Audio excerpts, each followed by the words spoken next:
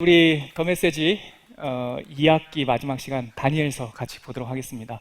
욥기부터 정말 이것도 계획한 바가 아닌데 계속 이 하나님의 그 단권의 성경을 이 다이어그램 그림으로 그려서 여러분들에게 설명하게 됐어요. 달리는 호랑이에 제가 올라타서 어쩔 수 없이 매번 성경을 이렇게 다이어그램으로 여러분들에게 설명해 드리려고 합니다. 지금까지는 너무나 감사하게도 잘 나왔어요. 우리 그 다니엘서도요, 뜻밖의 제가 다니엘서를 몇 번 읽었겠습니까? 근데 제가 여러분들 덕분에, 이 더 메시지 덕분에 성경을 더 이렇게 깊게 볼 수 있고, 정말 선생님이 혹은 제가 다시 찾아봤더니요, 제가 배웠던 책들이 지금부터 150년, 120년 전 책이더라고요. 그러니까 그때보다 지금이 다니엘서 말씀처럼 더 빠르게 왕래하고 많은 연구 성과들이 있는데, 과거에 배웠던 그 틀에서 제가 한 번도 의심하지 않고 계속 그렇게 알고 있었던 거예요. 그런데 여러분들과 이 더 메시지 덕분에 다시 과연 그런가 하여 베레아 사람들처럼 정말 상고하기 시작했고, 그랬더니 달라진 게 많아요. 저는 학교 다닐 때 다니엘서를 U자 대칭구조라고 배웠거든요. 철떡같이 그렇게 생각했는데 알고 봤더니 아니에요. U자 대칭구조 전혀 아니고, 하나님께서 지난번 우리 에스겔서에 있었던 그 시간의 역행, 그러니까 시간 순서대로 진행되다가 다시 한번 과거로 회상을 해서 그 시간의 역사 속에 하나님이 개입한 그 포인트로 다시 돌아가더라고요. 시간을 선지자들이 되돌리는 까닭은 뭐냐면, 나는 아무 생각 없이 그냥 말하고 특별히 의미를 다 깨닫지 못하고 그냥 살았는데, 말씀을 선포하고 살았는데, 지나고 보니까 그때 우리가 선포했던 그 말씀이 성취되더라는 거예요. 그래서 그 성취된 말씀 속으로 다시 의미의 포인트로 다시 역행해서 회상을 하고, 그 회상에서 다시 하나님의 메시지를 풀어내는, 이렇게 다시 한번 뒤로 회귀했다가 다시 하나님의 역사를 진전하는 이러한 구조가 다니엘서에도 있더라고요. 그래서 다니엘서는 전체 12장으로 되어 있는데, 제가 내용 전체 그 서사 구조를 보니까 이렇게 N자 구조예요. 제가 이거는 고민을 했습니다. N자로 갈까 아니면 이 G, Z라고 할까 했는데, 그냥 우리가 하나님 그 천국 높은 곳을 향하는 다니엘서가 그 계시록 종말론적인 성경이거든요. 구약 성경의 계시록은 다니엘서예요.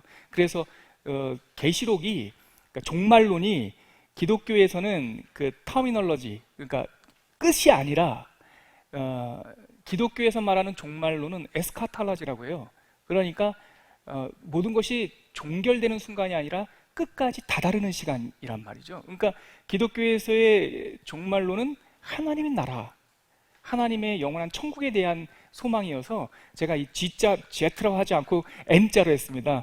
높은 곳으로 올라가자고 이렇게 해서 N자 구조로 생각하면 되는데, 다니엘서는 총 12장으로 되어 있어요. 근데 6장과 6장이 전혀 성격이 달라요. 그래서 첫 번째 1장서부터 6장까지 이 내용은요, 역사적 사건이에요. 여호야김 4년, 다니엘서는 만으로 헤아려서 3년이라고. 제 설명을 먼저 듣고 우리가 다시 강의 안으로 갈 거니까요, 지금 강의 안 보셔도 이게 길을 잃을 수가 있습니다. 이 강의의 목적은 여러분들이 길을 잃지 않도록 도와드리는 거니까 한번 제 가이드의 설명을 한번 잘 들어보시죠. 여호야김 4년에 잡혀갔어요. 그때가 BC 605년인데 다니엘서는 여호야김 3년째라고 말해요. 다스린 지 3년째. 좀 차이가 있네요. 그거는 만으로 보느냐 아니면 그냥 연수로 보느냐에 따라서 그렇게 되는 거죠. 그래서 다스리는 그 해를 1년으로 봤을 때는 4년째고, 이 만으로 세면은 3년, 다스린 지 3년째가 되는 거죠. 그래서 605년 여호야김 4년째 포로로 잡혀와서, 그때 잡아온 왕이 누구냐면 느부갓네살 왕이고, 그 세계사에서는 네부카드네자르라고 부르는 사람이에요. 근데 전혀 다른 사람이 아니라 네부카드네자르를 성경적 음차 방식으로 하면 느부갓네살이에요. 그 크라이스트, 그리스도를 성경 음차 방식으로 하면 기독 이렇게 되고요. 세계사에서 파라오를 성경 음차로 하면 뭐가 되죠? 바로 이렇게 되는 거예요. 그러니까 이 단어들 때문에 우리가 읽을 때 조금씩 헷갈리는 거죠. 어찌됐든 간에 우리가 잘 알고 있는 이름 느부갓네살 왕, 그 사람은 어느 나라의 왕이었죠? 이 정도는 여러분 대답을 해주셔야 됩니다. 또 어느 나라 왕이었죠? 바벨론 왕이었어요. 예, 바벨론 시대 때 잡혀온 4명의 유대 소년들의 이야기. 그래서 바벨론부터 선별이 되어서 이 6장 이야기가 다리오라고 하는 왕이 등장해요. 결론부터 하나 말씀드리면 이 다리오는 우리가 에스라, 느헤미야에서 봤던 성전을 건축해서 완성시켜라 라고 하는 조서를 보낸 그 페르시아의 다리오 1세가 아니에요. 페르시아의 다리오 1세의 아들이 우리가 잘 알고 있는 에스더의 남편인 아하수에로, 세계사의 말로는 크세르크세스, 영화 300에 나오는 그 선텐 멋지게 한 그 사람이 아하수에로인데, 그 다리오의 아들이 아하수에로고, 아하수에로의 아들이 아르타크세르크세스, 그 우리나라 성경말 발음으로 하면 아닥사스다, 이렇게 이어져요. 이 다리오는 그 왕이 아니에요. 왜냐하면 다리오는 그 아까 성전을 완성해라라고 말했던 다리오는 고레스라고 하는 왕의 외손자거든요. 고레스라고 하는 왕의 외손자. 근데 이 다리오가 6장에 나오는 다리오는 고레스랑 같은 시대 사람이에요. 그러니까 다른 사람이에요. 세계사에서도 안 나오고, 제가 좀 이따가 강의 안에 설명하겠지만 성경에만 나오는 이름이기 때문에 우리가 요거를 조금 해결을 해야 돼요. 이 사람이 누군지를 알아야 이게 풀려요. 자, 그리고 느부갓네살 왕 시대 때 사건들이 나오고, 5장에서는 느부갓네살의 외손자인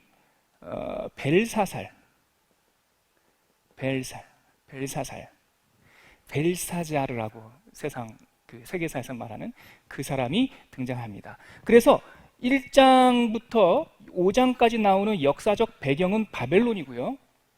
6장에 나오는 다리오 왕은 바사, 성경말로는 바사, 세상말로는 페르시아의 왕.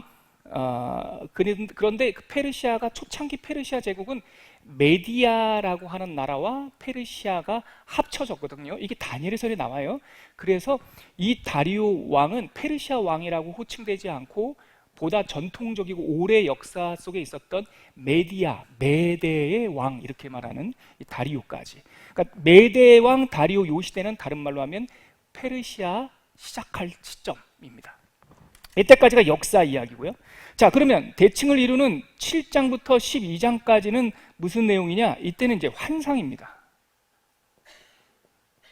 여기는 역사 이야기고 여기는 환상입니다. 역사의 시작은 느부갓네살 왕으로부터 시작이 되지만, 환상 이야기는 느부갓네살부터 시작하지 않고 이 사람 벨사살 시대 때부터 시작합니다. 벨사살 시대 때 다니엘에게 첫 번째 환상이 임한 거예요. 그리고 두 번째 벨사살 시대 원년 1년째 때 임했고, 3년째 때 임했고, 그리고 이때가 다리오 왕, 요때. 그래서 제가 이 시점을 이렇게 똑같이 맞춰놓은 겁니다. 이때도 다리오 1년째고 이때도 다리오 1년째, 같은 시점이에요. 이때 세 번째 환상이 임했는데, 환상이라고, 전체적으로는 제가 환상이라고 말하지만 여러분 이제 잘 보일 겁니다. 구조가. 이때의 환상은 천사 가브리엘이 나타나서 비전, 그러니까 텔레비전을 틀어준 것이 아니라 라디오를 들려준 거예요. 이때는 딱 천사가 와가지고 메시지를 들려주세요. 그래서 이때만 라디오, 이때는 다 환상, 텔레비전, 비전을 보여줘요. 자, 여기까지 이제 되시죠? 1장서부터 전체 1장서부터 12장까지 있는데, 전반부인 1장부터 6장까지 제1부는 역사적 사건들, 느부갓네살 바벨론 왕 1년서부터 고레스로 대표되는, 다리오로 대표되는 메데 페르시아 제국의 시작까지 약 67년간 있었던 역사 이야기에 있었던 에피소드.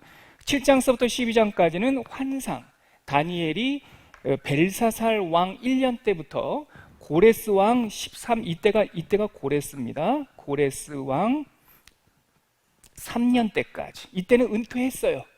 이때는 왕궁에서 총독 생활 은퇴하고 히데겔이라고 하는 그 유프라테스 강 지류의 언덕에 이렇게 앉아 있는데 그 밤에 비전이 보였어요. 그게 이제 10장 이야기죠. 이렇게 역사적 사건과 환상, 이 1, 2부로 되어 있다. 여기까지 이제 아시겠죠? 오케이. 여러분들 다니엘에서 알고 있는 그리고 이거 하기 전에 하나만 더, 이거는 여러분들 모르셔도 됩니다. 하지만 적어놓고 좀 이따 설명을 할 거니까 제가 이제 글자가 없이 설명 강의안으로만 보면 힘들어져요. 막 중간에 나가고 싶어요. 그래서 제가 이름을 적어 놓을게요. 바벨론 시대 때 다니엘 시대가 시작됐으니까 바벨론을 무너뜨린 나라가 누구라고요? 다리오 왕과 연합했던 고레스. 다리오와 고레스가 함께 군대를 일으켜서 점령했던 이 나라가 메디아, 성경 언어로 쓸게요. 메데 바사. 저는 자꾸 파사 이렇게 해서 메데 바사라고 하는 나라가 나오고요. 이게 메디아 페르시아.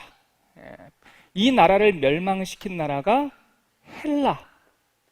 세상 말로는 그리스. 여러분들이 잘 알고 있는 알렉산더 대왕이 이때 세운 사람이에요. 그리고 헬라를 멸망시킨 사람이 누구냐면, 사람이라고 말해야 되나요? 이때는 왕이 아니고 공화정이었기 때문에 이때가 로마 제국입니다. 자, 이때는 율리우스라고 하는 장군이 선봉했었죠. 자, 보세요. 여러분들 이게 처음 이렇게 쭉 얘네들을 묶어놔서 그렇지 다 들어본 얘기 아닙니까? 자, 바벨론 들어보셨죠? 자, 메데는 좀 익숙하지 않겠지만 메데 바사, 페르시아 들어보셨죠? 오케이. 헬라 들어보셨죠? 로마 들어보셨죠? 여기서 한 사람씩만 생각해 보면 되는데, 바벨론을 일으킨 왕 1대 첫 번째 왕이 누구냐면 우리가 잘 금방 얘기했던 이 사람 느부갓네살이고요. 바사를 일으킨 왕이 고레스고요. 메데를 대표했던 왕이 이 다리오입니다. 다리오. 헬라를 대표하는 왕이 알렉산더. 우리가 옛날에 교과서에서 배웠던 이름은 알렉산더. 요즘에 표준화된 세사 이름을 알렉산드로스. 그리고 로마는 우리가 알고 있는 예수님이 로마 시대 때 사셨고, 이때 대표적인 총독 말고 우리 황제급만 같이 놀자고요. 예수님 예루살렘과 직접적으로 관계 있는 로마의 황제가 제8대 황제인 티투스라고 하는 황제예요. 이 티투스라고 하는 황제가 주후 예수님 승천하시고 나서 AD 70년경에 예루살렘을 초토화시켜요. 완전히 예수님께서 예언하신 돌 위에 돌 하나도 남겨놓지 않고 내가 무너뜨리려 했던 그것을 예수님의 예언 속에 조언으로 등장했던 사람이 티투스인데, 티투스가 예루살렘의 성전을 허물 때는 황제가 아니었고 장군이었어요.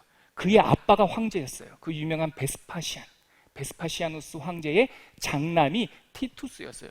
그래서 티투스가 주후 70년에 예루살렘을 정벌하고 돌아가서 본인 아버지 베스파시아누스 황제를 이어서 제8대 황제로 등극을 해요. 이때는 이제 그 사람만 알아놓으면 돼요. 왜냐하면 다니엘서에 다 나와요. 이 사람들, 이 나라들이 다니엘서 이 꿈과 환상의 배경이에요, 여러분. 자, 볼게요. 하나, 둘, 셋, 4개 나라가 나오죠. 자, 이걸 왜 이렇게 적어들었냐? 이 다니엘서 전체에서 말하고 싶어하는 하나님의 메시지는 이 바벨론 1년서부터 앞으로 예수님, 우리의 메시아, 다니엘서에서 말하는 표현을 빌리자면 인자 같은 이, 다른 표현, 다니엘서 나오는 다른 표현으로는 기름 부음 받은 왕, 기름 부음 받은 자, 또 다니엘서에 나오는 세 번째 표현은 우리의 군주, 우리 왕, 예수님이 오시는 요 나라까지 이 이야기가 도대체 이 역사 속에서 어떠한 이야기가 전개될 건지를 비전으로, 메시지로 들려주시는 것이 바로 다니엘서예요. 그런데 다니엘서는 다 설명하지 않지만, 왜냐하면 사도 요한이 해야 되니까 다 설명하지 않지만 다니엘서는 예수님의 재림까지 살짝 언급을 해요. 요한계시록에 나와 있는 내용이 이 다니엘서에 나와요. 그래서 이 4개의 나라가 다니엘서 예언의 핵심 줄거리다. 자, 여러분들이 알고 있는 우리가 다니엘서에 알고 있는 유명한 이야기들 몇 가지 한번 얘기해 보세요. 기억나는 대로 말씀해 보세요. 제가 여기다가 그 이야기들을 몇 장에 나오는 이야기인지 말판에다 놓고 나서 우리가 생소한 환상으로 들어갈게요. 여러분들 알고 있는 다니엘서 이야기 아무거나 얘기해 보세요. 네? 풀무불 속에 들어간 다니엘이 들어갔어요? 새 친구가 들어갔어요? 우리 잘 헷갈려야 돼요. 다니엘과 세 친구가 풀무불과 사자굴 속에 서로 막 왔다 갔다 해요. 정확하게 보자고요. 풀무불 속에 들어간 사람은 누구예요? 다니엘과 세 친구죠. 언제 들어갔나요? 언제 들어갔어요? 말씀해 보세요. 언제 들어갔어요? 몇 장에서 들어갔어요? 몇 장에서 들어갔어요? 그러니까 3장에 들어갔어요. 그 다니엘과 세 친구들이 풀무불에 들어가는 거는. 그리고 나서 또 어떤 얘기? 사자굴에 들어가는 이야기 아시죠? 사자굴에 들어가는 일은 여기에 들어갔어요. 4장에서 들어갔어요. 또 뭐 있어요? 사자굴에 들어간 건 4장이 아니라 5장이네요. 저도 헷갈리네요. 6장이네요. 6장. 다리오 때 들어갔네요. 사자굴에. 다니엘이 사자굴에 들어갔어요. 6장. 또 무슨 일이 있죠? 우리가 알고 있는 벨사살 왕이 연회를 베푸는데 손이 나타나가지고 이 벽에다가 막 글자 쓰는 거 혹시 들어보신 적 있습니까? 이 유명하죠. 이 벨사살의 연회라고 하는 제목으로 유명한 그 개신교 미술가 렘브란트가 이렇게 그림을 그렸어요. 제가 강의 안에다가 그 그림 갖고 왔는데 그 벨사살의 연회 이야기는 여기 있고요. 자, 다니엘 혹시 느부갓네살이 꿈꾼 거 아세요? 꿈 꿨어요. 무슨 꿈 꿨어요? 그 불상 같은 뭐 이런 큰 거 27m짜리 불상 서 있는 제가 찾아봤어요. 이 길이가 27m더라고요. 우리나라에 27m짜리 불상이 어디가 있을까? 속리산 법주사에 있는 금동열의 그 불상이 정확하게 27m입니다. 그래서 여러분들이 다니엘이 봤던 그 신상의 위엄을 느끼고 싶다면 속리산에 가십시오. 그리고 그 금신상 금동열의 입상 앞에 서가지고 한번 보십시오. 그만한 걸 본 거죠. 그 다니엘이 금신상을 봤다. 이게 2장에 나오죠. 금신상을 봤는데 머리, 가슴, 팔, 배, 장단지, 그리고 종아리, 그리고 신발, 섞여 있는 신발 빼고 발 빼고 4등분의 모습이 나와요. 거의 4+1인데요. 여기서도 4개예요. 다니엘의 이야기 중에 환상이 나온다 그랬죠? 이때도 4개의 짐승이 나와요. 자, 여기서도 4개의 모습, 금신상이, 신상이 4개의 모습, 여기서도 4개의 짐승, 이 4개가 뭐를 가리키냐? 얘네를 가리켜요. 제 해석이 아니라 다니엘서에 이렇게 돼 있어요. 가브리엘이 와가지고 계속 이걸 풀어줘요. 해석을 풀어주는데 얘네들 이야기예요. 그래서 앞으로 우리가 살펴볼 다니엘서의 이 꿈과 환상, 그리고 여기 3장에 나오는 거는 이 4개의 짐승에 대한 해설이 계속 나와요. 여기도 9장에서는 이제 이것도 해설인데 어떤 해설이냐면 어떤 달력, 어떤 스케줄대로 움직일 것인가라고 하는 스케줄 이야기가 나오고요. 여기서부터 여기까지는 이 4개의 짐승들 중에 가장 예루살렘에 해악을 끼쳤던 헬라 시대의 북방왕 안티오쿠스 4세 에피파네스에 대한 해설이 여기 나와요. 자, 보세요. 여기서 좀 어려워 보이지만 이거 풀면 안 어려워. 진짜 안 어려워요. 이거 풀면 다니엘이 풀립니다. 다니엘에 보면 다 다니엘의 꿈과 역사적 사건과 뭐 소소한 에피소드는 있지만 환상은 다 뭐에 대한 내용이다? 앞으로 일어날 4대 제국에 대한 이야기다. 아시겠죠? 4대 제국의 기본 포메이션은 4개의 나라가 등장할 것이다 라고 하는 거고, 그것은 느부갓네살 꿈을 통해서도 이미 나왔어요. 다니엘의 환상도 이 이야기예요. 근데 다니엘이 첫 번째 7장에서 환상을 딱 보는데 4개의 짐승이 나와. 그 4개의 짐승을 보자마자 맨 마지막 짐승 비스트, 앞에 거는 사자 같고 뭐 표범 같고 뭐 곰 같고 비슷한 동물을 내가 어디서 본 것 같긴 한데, 이 4가지 환상 중에 맨 마지막에 등장하는 이 비스트는 이가 철장, 금속으로 된 로봇 같은 것 같아요. 로봇 같은 이빨을 갖고 있는데 자기가 본 적이 없어요. 이 첫 번째 환상을 볼 때 침상에서 봤는데, 그래서 다니엘이 가브리엘이 그 하나님 보좌 옆에 있는 천사한테 저기요, 질문 있어요. 4번째 저 동물은 무슨 뜻입니까? 물어요. 그랬을 때 4가지 짐승 동물 중에 제일 앞에 거 뭐 사자나 곰이나 표범은 제가 알 것 같으니까 일단 빼고 4번째 짐승이 하도 기괴해서 저게 무슨 뜻이니까 물으니까 하나님께서 이 짐승은 말이다 하면서 로마야 이 얘기를 해줘요. 그 다음에 8장에 2번째, 이때는 을레강변이라는 곳에서 이제 환상을 보는데 순양하고 순염소가 나와요. 순양은 2개 뿔이 있네요. 센 2개 뿔. 그래서 아주 막 다 이기고 다니고 들여받고 다니는 거예요. 2개 뿔이 거의 똑같아요. 막 들여받고 다녀요. 그런데 조금 후에 웹뿔, 유니콘처럼 웹뿔이 하나 있는 그 염소가 나와가지고 이 두 개 뿔이 있는 그 염소를 팍 받아서 죽이고 쥐가 왕이 돼요.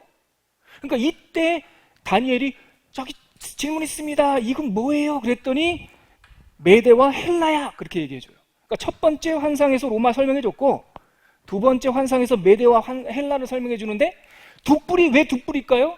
메디아와 페르시아 연합국가니까 두 뿔이에요. 왜? 근데 이 메디아와 헬라 두 뿔이 나온 나라를 무너뜨리는 나라를 가리켜서 헬라인데 큰 뿔, 강력한 큰 뿔 하나 다 갈고 있는 털이 많은 털이 웅숭웅숭한 그 염소가 하나가 나와가지고 얘를 탁 이기잖아요. 얘 누굽니까? 큰 뿔은 군주래요. 누구예요? 알렉산드로스예요. 근데 이 친구가 강할 때 꺾인대요. 32살에 요절해요. 알렉산더가 가다가 그 아라비아 원정 가다가 바벨론이라고 하는 시티 안에서 요절해요. 꺾였어요. 그런데 거기서 또 하나 작은 뿔이 나와요. 그 녀석이 막 해집고 다녀요. 하는 짓이 꼭 적그리스도 같아요. 그런 얘기가 나와요. 그 작은 뿔이 누구냐면 에피파네스라고 하는 사람이에요. 안티오쿠스 4세 에피파네스. 나중에 10장 이후에 나오는 북방왕. 자기는 에피파네스라는 말은 현현된 신이라는 뜻이에요. 최고로 드러난 자, 현현된 신인데 너무나 못된 짓을 많이 해가지고 세상 사람들은 에피파네스라고 부르지 않고 에피마네스라고 불렀어요. 또라이, 미친놈. 왜 그래요? 그 사람이 예루살렘에 와가지고요. 예수님 오시기 164년에 예루살렘에 와가지고 그러니까 유대교를 인정하지 않겠다. 우리는 한정선이야. 우리는 한 팀이야. 그래가지고 예루살렘 성전을 더럽혀버리고요. 거기다가 제우스 신상을 세워요. 그리고 사람들로 하여금, 유대인들로 하여금 그 제우스 신 앞에 절하게 하고 거기서 돼지고기로 제사를 드려요. 이거는 율법에 있을 수 없는 거거든요. 제우스 신 앞에 드린 돼지고기를 가지고 유대인들 입에다가 막 집어넣고요. 안식일 준수 금지, 절기 금지, 제사장 내 말 안 들어? 나가! 새로운 자기를 따르는 제사장을 세우고 이 짓을 안티오쿠스 4세 에피파네스가 했어요. 그 작은 뿔이 그 녀석이거든요. 그거를 이때 살짝 설명해줘요. 그래서 9장에서는 또 딱 보니까 그 가브리엘이 나와가지고 이런 일들이 말이다. 어떤 시즌, 어떤 리듬으로 진행될 건지 설명해 줄게.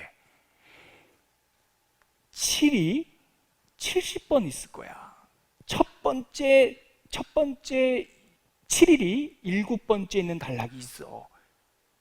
이때부터 여러분들 좀 눈빛이 바뀌기 시작해서 숫자만 나오기 시작하면 여기까지만 하죠. 일단 그쪽은 설명하고 7일이 70번이 있는 거야. 그런데 첫 번째 7이 7개, 7이 1번, 두 번째 7이 66번, 68번, 그 다음에 7이 1번, 뭐 이런 식으로 설명을 해줘요. 그래서 이 리듬이 바로 요 나라들이 진행될 리듬이야. 근데 맨 마지막 그 일에 그때가 이 로마 시대가 아니라 예수님 재림 이야기가 거기서 살짝 나와요. 그리고 나서 마지막 환상이 10장부터 12장까지 있는데 이때가 아까 제가 말씀드렸던 고레스 왕 3년째 은퇴하고 히데겔 강변에서 이렇게 있는데 하나님께서 다니엘에게 비전을 보여주세요. 그때 그 비전의 핵심은 뭐냐면 아까 지금 점진적으로 좁혀지고 있죠? 대략적인 모습은 꿈으로, 그 다음에 설명할 첫 번째 비전할 때는 로마, 두 번째 비전할 때는 메데와 파사 헬라, 세 번째 때는 시즌. 드디어 이 10장에서 12장 단락에서는 뭐를 구체적으로 설명할까요? 그놈, 예루살렘을 황폐하게 만들었던 그 북방왕 안티오쿠스 에파네스, 그 녀석이 남쪽에 있는 그 프톨레미 왕조와 어떤 전쟁을 일으키고 거기서 어떻게 싸워서 결국은 그 외뿔로 예루살렘을 황폐화시키는지에 대한 이야기가 여기에 나와요. 그러니까 보세요 여러분, 복잡해 보이지만 점층적이라고요. 대략적인 이야기, 구체적인 이야기 1부에서는 로마, 2부에서는 순양과 순염소로 메데와 파사 헬라, 그 다음에 9장에서는 시즌, 10장서부터 12장까지는 이 헬라 제국의 셀리오쿠스 왕조의 네 번째 왕 안티오쿠스 에피파네스의 나쁜 짓 하는 거. 그리고 나서 11장 후반부에 가면 그러나 그 나쁜 짓 하는 녀석이 하는 짓을 꼭 보니까 하나님을 대적하는 사탄 같아. 하나님께서 영적 전쟁 이야기로, 은유적 이야기로 세상에는 이런 전쟁이 있지, 이런 전쟁의 배후에는 하늘의 전쟁이 있어.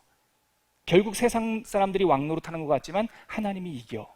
미가엘만 이길 거야. 그리고 이 미가엘 군주 천사장이 이 모든 세상의 권세에 에피파네스로 상징되는 하나님을 대적하는 적 그리스도를 무너뜨리고 하나님의 나라가 영원히 설 거야. 이게 11장 후반부부터 12장까지 쭉 나와요. 그러면서 12장에 인자야 다니엘한테 이 이야기를 기록해라.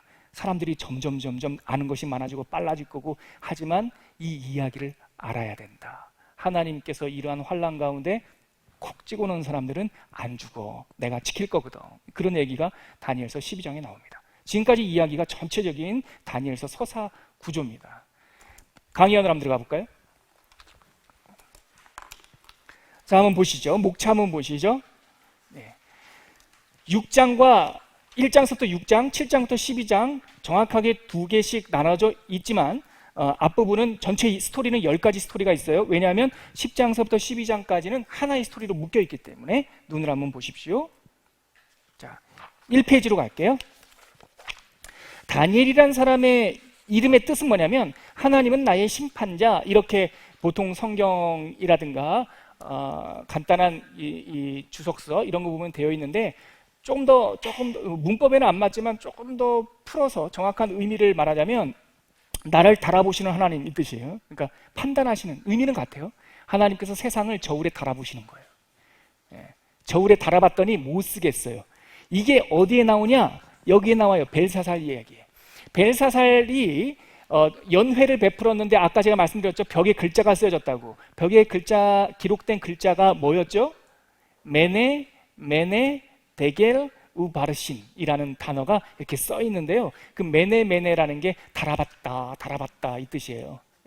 아람어로 달아봤더니 현격하게 부족하여 내가 너를 나누어 찢으리라 이 뜻이에요. 나누어 주리라. 그러니까 다니엘이라는 이름 뜻도 심판, 의역하면 달아보다라는 말을 심판이라고도 번역할 수 있겠지만 좀 더 직역을 하면 저울에 달아봤다. 하나님께서 세상을 다 달아보고 계신다 그 뜻이에요.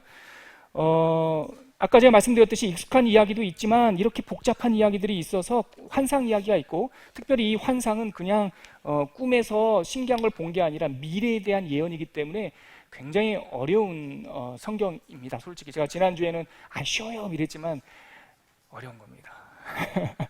특별히 그 에드워드 영이라고 하는 미국의 필라델피아에 있는 그 웨스트민스터 신학대학교에서 구약을 가르치는 분은 그분 의견에 구약성에서 제일 어려운 본문이 뭐냐? 9장. 그 사람은 그렇게 생각해요. 저도 그렇게 생각해요. 근데 정경적 관점에서 보면 어렵지 않아요. 정경적 관점이라고 하는 거 제가 처음에 설명드렸죠. 이 성경이 하나님의 계시된 말씀으로 믿는 순간 어렵지 않아요. 그럼 정경적 관점이 없는 사람들도 있어요? 이 성경을 하나님의 말씀을 믿지 않는 사람들도 있어요? 있어요, 권사님. 굉장히 많아요. 이 성경이 인간의 작품으로 보는 사람이 있어요. 그래가지고 성경이 기록된 대로 안 믿고 다른 작가들이 다니엘의 예언이라고 안 믿어요. 그 사람들은 다니엘서를 너무나 놀랍잖아요. 왜냐하면 헬라 용어가 막 나와요. 용어가 실제 이름이 막 나온다고요. 은유가 아니라. 세상 사람들은, 하나님의 말씀을 믿지 않는 사람들은, 계시를 믿지 않는 사람들은 이게 어떻게 이게 뭐 500몇 년도에 쓰여져. 이건 아마도 특히 이 내용에 보면 안티오쿠스 에피파네스에 대한 기록이 너무 잘 나와 있고 1차 전쟁, 2차 전쟁, 프톨레미 왕조에서 그 딸을 시집 보내고 이런 내용들이 다 있거든요. 그러니까 세상 사람들은 이거 이때 기록했네 이때 이러는 거예요. 그래서 안티오쿠스 에피파네스 시절 때 기록된 게 다니엘서라는 거예요. 근데 이 사람들이 이걸 주장한 게 150년 전이거든요. 그런데 최근에 고고학에서 발견된 게 있어요. 쿰란 사본이 발견됐어요. 쿰란 사본, 쿰란 공동체의 그 상해에 있는 굴에 들어갔더니 그때 하나님 믿는 사람들이거든요. 거기 갔더니 놀랍게 다니엘서가 있어요. 근데 더 놀라운 거 뭔지 아십니까? 그 쿰란 공동체가 형성된 게 BC 176년, 175년이에요. 다시 말해서 에피파네스가 안티오쿠스가 점령하기 전에 다니엘서가 있었어요.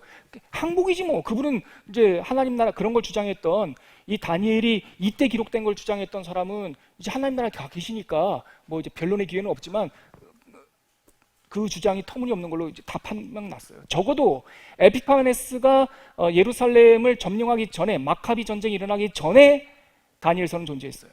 또 하나, 우리한테 정경적 비평을 갖고 있는, 하나님의 말씀을 믿는 우리들한테 가장 중요한 해석이 뭡니까? 가장 중요한 참고서적, 성경이에요. 성경은 뭘로 해석하는 게 가장 좋아요? 성경으로 해석해요. 그렇죠? 근데 성경에서 가장 제일 권위자가 누굽니까? 예수님이에요. 예수님이 뭐라고 말씀하셨습니까? 예루살렘 멸망에 대해서 마태복음 25장에서 예언하실 때 다니엘이 말한 바 멸망에 가증한 것이 선 것을 보거든, 이걸 예수님께서 인용을 하셨다고요. 딱 외워서 인용을, 권위 있는 책으로, 권위 있는 성경으로. 근데 멸망에 가증한 것이 거룩한 곳에 선 것을 보거든, 이것을 다니엘서 11장과 12장에 나오는 구절이에요. 이제는 뭐 끝난 거예요.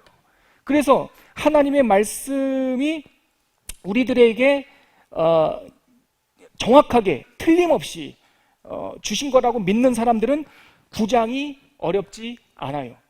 정확하게 떨어지거든, 해설까지 같이 있으니까요. 그래서 다니엘서는 겉으로 보면 어렵지만 차분하게 하나님의 원 메시지, 이 원 메시지는 내가 다스리는 거야, 그것만 붙잡고 있으면 그렇게 어렵지 않고 지나갈 수 있다. 저는 정말 여러분, 제가 그렇게 느꼈어요. 그리고 읽다 보니까 정말 그래요. 아시겠죠? 그러니까 확신을 가지고 막 힘들어하지 마시고 이 강의안 보시면서, 설명을 들으시면서 읽으시면 괜찮을 겁니다. 자, 2페이지 가시죠. 제가 위에 지금 파란색으로 그려놓은 도표가 바로 이 내용이죠. 자, 첫 번째 역사 본문 들어가 볼게요. 다니엘과 왕들의 시대 1장부터 6장까지 왕과 네 소년 다니엘. 우리는 이렇게 많이 외웠죠. 다니엘과 사드락, 메삭, 아벳느고. 아니, 바벨론식으로 부르려면 바벨론식으로 부르고, 유대식으로 부르려면 유대식으로 통일해서 불러야 되는지, 다니엘만 유대식으로 부르고 세 명은 바벨론식으로 부르면 안 돼요. 사드락, 메삭, 아벳느고, 느고의 제사장, 뭐 이 뜻은요, 바벨론 사람들이 창시 개명시킨 거거든요. 원래 이 세 친구의 히브리식 이름은요, 하나냐, 미사엘, 아사랴였어요. 이 사람들에게, 그리고 그 친구 그 리더는 다니엘이었고요. 그래서 다니엘한테는 벨드사살이라고 하는 바벨론식 이름을 주고, 나머지 세 친구한테는 사드락, 메삭, 아벳느고 이런 이름을 줬어요. 언제 잡혀왔습니까? 우리 1장 1절, 4절 하반절, 6절 같이 그 파란색에 있는 말씀 읽어볼게요. 시작. 유다왕 여호야김이 다스린 지 3년이 되는 해에 바벨론 왕 느부갓네살이 예루살렘에 이르러 성을 에워쌌더니 왕국에 설 만한 소년을 데려오게 하고, 포로로 잡아갔다는 내용이에요. 그들 가운데는 유다 자손 곧 다니엘과 하나냐와 미사엘과 아사랴가 있었다. 그들을 왕궁의 이제 막 새로 생긴 제국의 학자들로 이렇게 키우고 싶어 했는데, 왕의 방식은 고기, 칼로리 높은 것 주고 고기 포도주를 주고 이런 거였는데, 다니엘은 좀 남달랐어요. 그 구절이 8절부터 9절까지 있어요. 3페이지에 있습니다. 같이 읽을게요. 시작. 다니엘은 뜻을 정하여 왕의 음식과 그가 마시는 포도주로 자기를 더럽히지 아니하도록 환관장에게 구하니 하나님이 다니엘로 하여금 환관장에게 은혜와 긍휼을 얻게 한지라. 이 부분을요, 다니엘은 뜻을 정하여, 참 가슴을 떨리게 하는 거 아닙니까? 저도 이 구절에 한참 멈춰있고 그랬어요. 이 구절을 해석할 때 어떤 사람들은 이 사람들이 율법을, 잘 보십시오, 율법을 지켰구나 이렇게 생각하시면 이해가 안 됩니다. 왜냐하면 그래요, 이방 왕이 주는 음식을 안 먹는 건 그렇다 치자고요. 이슬람 사람들은 할랄처럼 돼지고기가 섞여 있을 수 있으니까. 근데 포도주도 안 먹었어요. 어떤 구약 성경 어떤 율법 조문에도 포도주를 금해라라고 하는 건 나시린밖에 없어요. 이들은 나시린 아니었거든요. 근데 포도주를 안 먹겠다는 거예요. 다시 말해서 포도주를 안 먹겠다, 내가 채식을 하겠다라고 하는 것은 율법 준수라고 하는 종교적인 프레임이 아니라 의지를 정한 거예요. 어떤 의지? 내가 왕의 문법대로, 왕의 방식대로 살지 않겠다라는 거예요. 우리가 세상 가운데 종교인, 나 교회 다녀, 난 성경책 봐, 나 여기 십자가 달고 있잖아, 차에다도 막 물고기 붙이고, 이래서 구별이 되는 것이 아니라, 율법 준수가 아니라 자기 생각이 없는 누구한테 장로들부터 전해 내려온 유전이 아니라, 다니엘은 하나님의 율법을 지켰다는 것이 아니라 뜻을 정했다는 거예요. 그걸 해석해서 그 왕궁 안에서 세상의 법칙처럼 살지 않겠다고 그랬는데, 하나님이 환관장으로, 아스브나스로 하여금 은혜를, 선의를 베풀게 해서 이들의 패턴, 삶의 방식을 유지하게 해요. 지나고 봤더니 고칼로리 음식을 먹었던 다른 사람들보다 훨씬 더 용모도 아름답고 깨끗해졌어요. 이걸 보고 또 채식을 결단하는 일이 없길 바랍니다, 여러분. 음식 얘기를 하는 게 아니라 뜻을 정하여가 중요한 거예요. 아시겠죠? 그리고 나서 2장에 가니까 발탁이 됐네요. 2장에 여러분 그런 영화 보신 적 있습니까? 메릴 스트립 주연했던 악마는 프라다를 입는다? 그 여자 주인공 너무나 진짜 너무하죠? 그 사장 너무하죠? 느부갓네살이 딱 그래요. 2장 내용이 그거예요. 꿈을 꿨대요. 근데 여러분 우리도 그런 일 많지 않습니까? 꿈을 꾸긴 꿨는데 기억이 안 나. 그런 적 있죠? 느부갓네살이 딱 그랬어요. 느부갓네살이 너무 고약해가지고 내 꿈까지 맞춰봐가 아니에요. 그 정도로 한가한 꿈 맞추는 게임 한 게 아니에요. 지금까지 제국에서 심혈을 기울인 학자들을 다 죽일 정도로 두렵고 떨리는 꿈이었는데 무슨 꿈 맞춰봐 정도가 아니라고요. 꿈을 꿨긴 꿨는데 무슨 꿈인지 모르겠어요. 이 사람도 기억이 잘 안 나. 그러니까 맞춰보라는 거예요. 그래서 제국에서 양성한 이 학사들, 여기서는 그 마술사 이런 영어로 번역을 했는데 마술사가 아니라 학자들이었어요. 옛날에는요, 그 고대 사회, 중세 사회까지만 하더라도 연금술사는 과학자였어요. 그래서 이 학자들에게 풀어보라고 하니까 못 풀어요. 왜? 당연히 못 풀죠. 꿈이 뭔지도 모르는데 어떻게 해석을 해요? 그러니까 이 느부갓네살이 여태까지 3년 동안 키웠던 이 교육 정책이 다 틀렸어. 다 죽여. 이런 거예요. 네로 황제처럼 다 죽여. 새로 뽑아가서 해야겠어. 꿈도 못 맞춰. 그때 다니엘도 죽게 된 거죠. 근데 다니엘한테 그 친위대장이 오니까 왕의 명령이 왜 이렇게 급해요? 잠깐만 기다려요. 저를 왕에게 좀 인도해 주세요. 왕 앞에 가서 다니엘이 말합니다. 왕이요, 저한테 시간을 주시면 제가 그걸 한번 해석해 드리겠습니다 하고 차분한 척했지만 얼마나 떨리겠어요. 딱 돌아와가지고 새 친구한테 기도를 부탁합니다. 기도해줘. 우리 죽게 됐어. 하나님께서 기도 부탁이 옵니다. 나를 불쌍히 여기사 이 은밀한 일을 깨닫게 해주시오. 이게 다니엘서의 내러티브의 키워드예요. 은밀한 일을 깨닫게 해달라. 세상 역사의 배후에 있는 일을 알려달라. 그래서 들어가서 기도했더니 하나님께서 그에게 꿈도 알려주시고 해석도 알려주세요. 그것이 바로 아까 말했던 금신상 꿈이에요. 자, 우리 그 구절 한번 읽어볼까요? 그 4페이지 위에 있는 다니엘서 2장 15절, 16절, 17절 하반절, 18절 하반절 이야기 같이 읽겠습니다. 시작. 다니엘이 왕의 근위대장 아리옥에 물어 이르되 왕의 명령이 어찌 그리 급합니까? 하고 다니엘이 왕께 구하기를 시간을 주시면 왕에게 그 해석을 알려드리이다. 하나냐와 미사엘과 아사랴에게 그 일을 알리고 하나님이 이 은밀한 일에 대하여 불쌍히 여기사 다니엘과 친구들이 죽임을 당하지 않게 하시기를 그들로 하여금 구하게 하시니 중보기도를 부탁하고 다시 방 안에 들어가서 기도를 하니까 알려주죠. 그래서 그가 받은 그 내용이 바로 그 밑에 있는 해석이 그 밑에 있는 내용입니다. 같이 읽어볼게요. 시작. 왕은 곧 그 금머리니이다. 왕의 뒤를 이어 왕보다 못한 다른 나라가 일어날 것이요 셋째로 놋 같은 나라가 일어나서 온 세계를 다스릴 것이며 넷째 나라는 강하기가 쇠가 트리니 쇠는 모든 물건을 부서뜨리고 이기는 것이라. 쇠가 모든 것을 부수는 것 같이 그 나라가 문 나라를 부서뜨리고 찢을 것이며 그 나라가 나누일 것이며 왕께서 쇠와 진흙이 섞인 것을 보셨은즉 왕은 곧 그 금머리입니다. 바벨론 왕 느부갓네살. 그 뒤에 왕보다 못한 나라가 일어날 겁니다. 메데 파사. 그리고 그 다음에 세 번째 놋 같은 나라가 일어날 겁니다. 그리고 쇠 같은 나라가 일어날 겁니다. 이때 벨사사 할 때 꿈에 네 번째 짐승이 쇠 이빨을 하고 있는 비스트 일어날 겁니다. 그 내용이에요. 이걸 제가 뒤에 그림 찾아왔잖아요. 넘겨보세요. 이겁니다. 이거 제가 자료를 찾아봤더니 다 하나같이 이루고 있대요. 이게 페르시아 부조물의 특징입니다. 바벨론 페르시아 그 유적지 가면 다 이루고 있습니다. 그래서 그렇게 그렸나 봐요. 자, 머리는 금, 바벨론을 상징하고요. 가슴과 팔은 메데파사. 이 팔. 왜 가슴만? 저 옛날에 이거 다니엘 공부할 때 머리, 가슴, 배, 우리 옛날에 생물 시간에 배웠던 것처럼 딱딱 끊어지게 나누지 복잡하게 나누거든요. 머리, 그리고 가슴과 팔 이렇게 나눠서. 왜 이럴까? 이제 알았어요. 메데파사가 두 개. 그리고 가운데 그 청동, 브론즈로 되어 있는 거는 그릭, 헬라. 그 다음에 쇠로 되어 있는 거는 로마.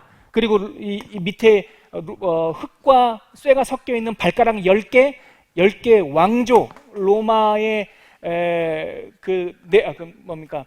카이사르, 아우구스투스부터 10대 왕들이 등장을 하거든요. 이 왕조. 이때 가면 10뿔 짐승, 뿔이 10개. 이게 같아요. 딱 똑같은 말이에요.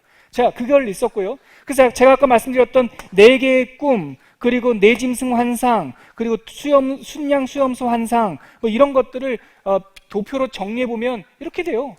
밑에 표 있는 거. 그래서 앞에 거 두 개는 이쪽에 네 개 꿈과 큰 나무 비유, 나무 꿈. 그 다음에 이쪽에 환상 두 개 대조해 놨습니다. 자, 페이지 넘길게요. 자, 그리고 나서 이렇게 그러니까 금이 아니죠. 금부터 시작해서 각종 금속으로 지어진 금신상을 본 다음에 그 다음에 약 20년이 지났어요. 20년, 그래서 느부갓네살 왕 20년쯤 됐을 때 느부갓네살이 이제 나라도 커지고, 야, 20년 정도 그 통치했으니까 자기를 높이고 싶나 봐요. 우리끼리 하는 말이지만 물론 인터넷 보시는 분들도 또 오해하지 말고 들으세요, 여러분. 저 이거 보면서 저 자신한테 자성하는 목소리를, 느부갓네살이 20년 되니까 처음에는 참 현장 중심의 황제였고 굉장히 열심히 한 사람인데 20년 되니까 원로 황제 되고 싶었나 봐요. 그래가지고 자기를 숭배하는 금신상을 세워요. 이 교계에서도 질서 중에 목사님이 20년을 한 교회 목회를 하면 원로 목사님께 되거든요. 저한테만 해당되는 것 같아서 생략하겠습니다. 그래서 저는 이거 20년 어떤 일을 해도 신상 세우지 말아야지, 그냥 그런 생각 혼자 적용했습니다. 여러분, 신상 세우지 마십시오. 네? 같은 일을 10년 동안 하면 프로가 되는데 같은 일을 20년이 되면 성숙한 성인이 되든지 괴물이 되든지 둘 중에 하나. 귀 있는 자는 들을지어다. 느부갓네살이 20년을 딱 통치하고 나서 두랍 평지에 금신상을 딱 세우는 거예요. 절에 절 안 하면 다 죽일 거야, 그렇게 했죠. 근데 누구는 절 안 합니까? 사드락, 메삭, 아벳느고, 미사엘, 하나냐, 한 사람이 누구였죠? 아사랴. 이 세 사람이 절을 안 해요. 그때 그 유명한 구절이 그리 아니하실지라도, 그 내용이 거기 나오는 거죠. 이거에 하지 않으면 풀무불에 집어넣을 거야. 고민하다가 안 할래. 뜻을 정하여와 같은 맥락이에요. 우리는 우리의 삶의 방식이 있어. 절을 하지 않고 풀무불에 던져졌는데 그 풀무불 안에 3명이 들어갔는데 바깥에서 그 불꽃 안에 있는 실루엣을 보니까 몇 명이 왔다 갔다 해요? 4명이 왔다 갔다 해요. 그 한 분이 누굴까요? 자, 그리고 나서 다니엘과 그 세 친구들의 믿음이 인정이 되죠. 자, 6페이지에 있는 마지막, 그 다음에 4장에 가니까 느부갓네살 왕이 꿈을 한 번 더 꿉니다. 그 꿈은 큰 나무에 대한 꿈이에요. 이거는요, 세상에 대한 꿈이 아니라 느부갓네살의 말년이 여생이 어떻게 될 것인가라고 하는 그 꿈이에요. 이때가 35년쯤 됐던 때인데요. 이제 할아버지 떠날 때가 다 된 거죠. 그러니까 저는 느부갓네살의 이 1, 2, 3, 4장에 나와 있는 이 여정을 쭉 보면 인간의 인생이 단편적으로 툭툭 보여요. 단편적으로.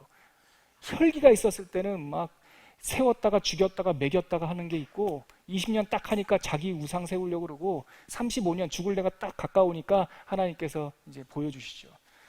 그때 그 꿈이 뭐냐면 큰 나무가 있는데 하늘에서 소리가 들리는 거예요. 저거 잘라버릴 거야.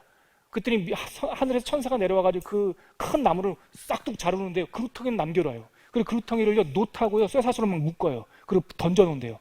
이게 뭔 꿈이지? 꿈 전문가 누굽니까? 다니엘을 부른 거죠. 이게 뭔 꿈이요? 그랬더니 다니엘이 꿈의 해석을 듣고 와서 말하는데, 왕이요, 이 나무는 당신이에요.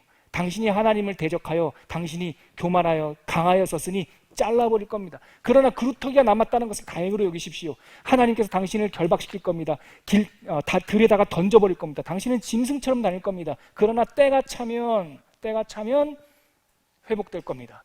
이 메시지대로 그대로 느부갓네살 왕에게 임했어요. 그래서 느부갓네살이 병에 걸렸죠. 7페이지입니다.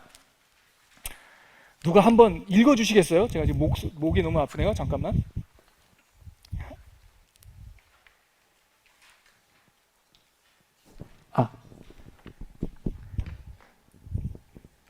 읽어주세요. 예, 읽어주세요. 그 첫 번째 단락만 하나님은 한번 읽어주세요. 하나님은 은밀한 꿈과 해석으로 시대의 통치자에게 경고했지만 한 해가 지나도록 느부갓네살은 변하지 않았습니다. 결국 꿈에서 예시된 일이 왕에게 발생했고 왕은 자신을 짐승으로 생각하는 정신질환에 시달리게 되었습니다. 그는 풀을 먹고 노숙을 하고 야인처럼 떠도는 증상을 보였습니다. 성경에 있는 내용입니다. 정확하게 특정할 수는 없지만 이는 현대의학에서 분류하는 낭광병 과 유사한 증상으로 이들은 자신을 늑대 혹은 짐승이라고 착각하곤 합니다. 짐승처럼 유랑하던 왕은 역시 예언된 대로 충분한 시간이 찬 후 회복이 되었습니다. 다시 왕의 총명이 회복되었고 그는 인간으로서 자신이 누구인지 높으신 하나님이 누구인지 깨달아 전국에 하나님을 찬양하는 조서를 보냅니다. 이 사건 안에는 다니엘서의 숨은 주제가 담겨 있습니다. 우리는 이 뜻밖의 본문을 읽으면서 누가 세상의 통치자를 세웠는가? 누가 세상의 진정한 주인인가라는 질문 앞에 서게 됩니다. 네, 여러분 예전에 이 본문을 읽을 때, 이 사장 본문을 읽을 때 이걸 우화처럼 봤어요. 어떻게 사람이 뭐 그 풀을 먹고 소처럼 다녀? 우화야. 현대 의학에서 이러한 증상들을 유사한 증상 케이스를 밝혀냈습니다. 이게 바로 그 낭광병이에요. 낭이라는 게 그 늑대낭, 인낭이라는 최근에 영화 있었죠. 그거랑 같은 한자고요. 그래서 이걸 라이칸스로피라고 말합니다. 이게 그 라틴어에서 라이코스라는 게 늑대라는 뜻이고요. 안트로포스라는 말이 사람이라는 거예요. 그 늑대 인간. 그러니까 이 정신질환에 걸리면 자기가 동물인 줄 착각해요. 그래가지고 이 난광병의 많은 증상은 육식을 먹는 거예요. 불에 안 구운 고기를 그냥 피채. 근데 이 느부갓네살에게 나타난 증상은 육식 동물이 아니라 채식 동물. 풀만 먹어요. 네, 그러면 하다가 때가 차니 돌아왔어요. 이 핵심이 뭐냐면 예전에 이걸 우화로 그냥 우화네 했는데 현대의학에서 다시 한번 케이스들이 나오기 시작하고 이걸 통해서 우리는 뭘 알아야 된다고요? 이 정말 흐름상엔 좀 뜻밖의 부분이죠. 하나님께서 통치자들을 세웠다. 하나님에서 벗어난 통치자들은 사람이 아니라 왜냐하면 사람이라고 하는 인격, 소위 영어로 personality, 이거는 성경에서 말하는 것은 하나님의 퍼스널리티, 하나님의 위격을 우리가 물려받은 거거든요. 그러니까 우리의 지성, 우리의 윤리, 우리의 미학적인 어떤 그런 특성들은 성경에서 말하는 바 하나님의 속성을 물려받은 거예요. 근데 우리가 하나님을 거부하면 이 퍼스널리티가 깨지는 거죠. 오케이. 자, 5장 갈게요. 그래서 이 느부갓네살은 죽고 그의 외손자 벨사살이 등장합니다. 역사에 이 벨사살은요 바벨론의 마지막 왕으로 나오지 않습니다. 역사에서 나오는 바벨론의 마지막 왕은 나보니두스라고 하는 왕이에요. 그럼 이 벨사살은 누굴까요? 유대인 역사가 요세푸스는 이 벨사살은 나보니두스의 아들로 봅니다. 나보니두스가 재정일치 사회에서 조로아스터교, 배화교 나라가 자꾸 기우니까 은퇴하고 마치 제사장처럼 살았고 이 벨사살 그의 아들 느부갓네살의 손자인 이 벨사살이 통치를 하고 있었던 때 이렇게 봅니다. 그가 연회를 베풀었고 연회를 베풀고 있을 때 손가락이 나타났습니다. 다니엘서 5장 1절과 5절 여러분 지금 8시 32분인데 조금만 더 해도 돼요? 네, 같이 읽겠습니다. 시작. 벨사살 왕이 그의 귀족 1000명을 위하여 큰 잔치를 베풀고 그때 사람의 손가락들이 나타나서 왕궁 촛대 맞은편 석회벽에 글자를 쓰는데 왕이 그 글자를 쓰는 손가락을 본지라. 연회를 베풀고 있는데 손가락이 나타나서 글을 막 써요. 8페이지 보세요. 그 렘브란트가 그린 그 그림 벨사살의 연회라고 하는 그림에 보면 거기 손가락이 나타나서 지금 벽면에다가 글을 쓰고 있어요. 야, 그런데 렘브란트가 그림은 잘 그리셨는데 히브리어는 잘 몰랐던 것 같아요. 그래서 히브리어가 이렇게 써 있어요. 메네 이렇게 메네 테케르 우파르신 이렇게 되어 있는데 히브리어는 이렇게 쓰지 않고 이렇게 쓰거든요. 그리고 알파벳도 틀렸어요. 보니까 맨 마지막에 씬 할 때는 이거 아인 이렇게 내려야 되는데 이 자인을 했어요. 그러니까 씬이 아니라 시즈 이렇게 돼요. 아무튼 깐깐한 노목사였습니다. 아무튼 이렇게 글자를 쓴 거예요. 메네 테겔 우바르신. 그래서 그 뜻이 뭐였냐면 달아보았고 달아보았는데 부족함이 많았다. 그래서 나라가 나뉘어질 거다. 그런 내용이었습니다. 그러고 나서 얼마가 지났을까? 이 벨사살은 갑자기 쳐들어온 이 메데 파사 군대에 의해서 한순간에 무너져요. 이미 이 폭정과 안정되지 않은 정세 때문에 바벨론의 민중들은 페르시아 왕 고레스를 메시아로 생각하고 기다리고 있었어요. 그래서 군대 오피스라고 하는 티그리스 강이 오늘 아주 풍성하게 하려고 자료를 많이 준비했는데 시간이 없어서. 여러분들 그 강의한 뒷부분에 보면 제가 백지도를 하나 갖고 왔는데요.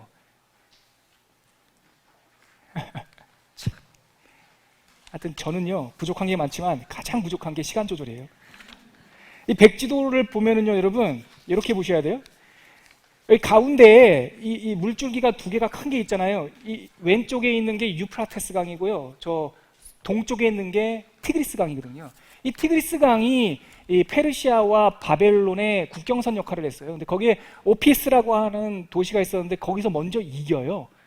이기고 나서 군대가 쭉 들어올 때 이미 뭐 바벨론 그 귀족들과 많은 백성들은 간담이 녹아가지고 마치 여리고성처럼 성문을 안에서 열어줍니다. 그래서 그냥 무혈 입성을 해요. 그 입성한 사람이 누구였냐? 구바루라고 하는 이 페르시아군의 그 장군이에요. 역사서에 보면 나와요. 구바루가 먼저 들어가요. 나중에 12일인가 17일인가 후에 고레스, 키루스 2세는 들어오는데, 바로 그 구바루가 그 성에 들어갈 때 동행했던 사람 중에 한 사람을 이 다리오로 보는 거예요. 이 다리오가 누구냐? 키루스의 삼촌, 외삼촌. 그런데 이 메데라는 나라가 먼저 있었던 나라고 페르시아는 후대에 일어난 나라이기 때문에 이 키루스는 전체 큰 제국을 다스리는 키루스는 새로운 나라 파사를 먼저 앞세우기보다 메디아를 먼저 앞세우고 자기의 외삼촌이자 또 그 외삼촌의 딸을 자기 부인으로 받아들이거든요. 정통성을 위해서, 고대 왕조의 정통성을 위해서 결혼하면서 자기의 외삼촌이자 장인인 이 다리오를 메데 지역의 섭정왕, 그 메데 지역의 왕으로 세워요. 그래서 다니엘서에 나오는 이 벨사살에 대한 표현이 두 가지가, 동사가 벨사살에 다리오가 왕이 됐다라고 하는 단어가 두 개가 나오는데, 하나가 다리오가 나라를 얻었다라고 하는 표현이에요. 얻었다. 그리고 이때 보면 7장에 보면 다리오가 메대의 왕으로 세워지던 원년 이렇게 말해요. 자 보세요. 얻었다라고 하는 것은 쟁취한 게 아니에요. 그냥 무혈 입성했다라는 거예요. 그 땅을 세워졌다라고 하는 것은 자기가 등극한 게 아니라, 된 것이 아니라 누군가 세웠다는 뜻이죠. 그래서 이 다리오는 세상 역사에는 등장하지 않지만 성경 이야기를 종합해 볼 때 고레스가 이 당시에 40도 안 됐었거든요. 근데 이 다리오는요 62세라고 성경에 되어 있어요.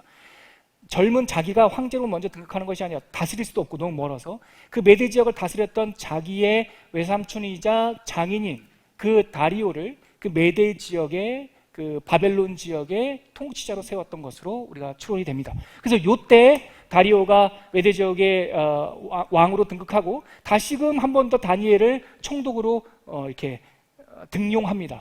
그랬더니 3명의 총독을 120개로 나누고 지역을 3명의 총독을 세우는데 그 중에 수석 총리를 다니엘을 세우니까 주변 사람들이 얼마나 시기와 질투가 있었겠습니까? 그래서 모의를 꾸미는 거죠. 야, 뒷조사해. 국정원 시켜가지고 뒷조사해. 딱 뒷조사 시켰더니 아무것도 안 나와요. 하나 근데 걸릴 수 있는 게 종교적인 죄는 희한한 종교를 자꾸 섬겨요. 그러니까 이 모략군들이 모여가지고 다 일정 기간은 왕 이외에 어떤 신에게도 구하지 말게 하자. 이렇게 말해요, 여러분. 근데 이 바벨론과 페르시아 사람들에게 종교라고 하는 것은 일종의 구하는 거예요. 구하는 거, 뭔가를 치성을 드리는 거. 근데 다니엘이 그리고 그 조서를 꽉 찍어요. 일정 기간 동안 다른 왕이 아닌 다른 자에게 구하는 자는 그가 누구든 상관없이 사자굴에 집어넣겠다. 근데 다니엘이 왕의 조서가 찍히면 이거 물려지지 않는 거 알거든요. 이거 어디서 우리가 본 내용이죠? 에스더에서 봤지 않습니까? 너무나 큰 도시, 카톡도 없고 국제전화도 없던 그 도시에서, 그 제국에서는 멀리 떨어져 있는 도시를 통치하는 것이 율법이 정확해야 돼요. 그래서 한번 조서가 떨어지면 그걸 물릴 수가 없어요. 앞에 게 진짜 조서인지 뒤에 게 진짜 조서인지 어떻게 알아요? 그래서 왕의 도장이 찍힌 조서가 한번 딱 내려가면 왕조차도 물릴 수가 없어요. 도장이 찍힌 걸 알고서도 다니엘은 자기네 집에 들어가서 문을 활짝 열어요. 어떤 사람은 이 장면을 가리켜서 자기가 죽으면 죽으리라, 무슨 에스더처럼 자기의 믿음을 다른 사람들한테 쇼잉하기 위한 거다. 아니요. 잘 보세요.